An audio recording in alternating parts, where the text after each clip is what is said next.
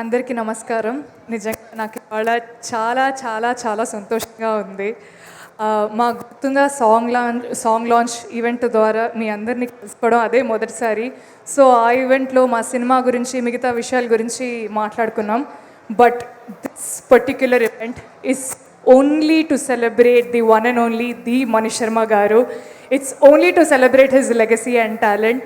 Sir మీ పేర్లానే మా సినిమాకి దొరికిన ఒక అరుదైన మణి మీరు.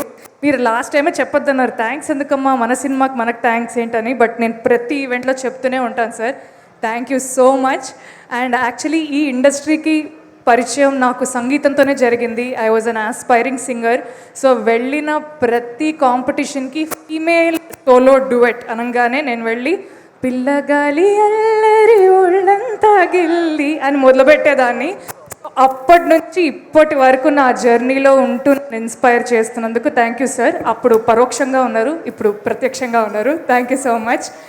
And as I told you, ఒక మ్యూజిక్ లవర్గా ఒక మ్యూజికలీ డ్రివెన్ ఫిలింలో నాకు ఇంత పెద్ద పాత్రని, ఇంత గొప్ప పాత్రని ఇచ్చినందుకు I'd like to take this opportunity to thank my producer Sai Rajesh garu, SK garu, Dheeraj garu, and my very very talented director Ravi garu. Thank you so much. And Kiran garu, thank you so much for being an amazing co star.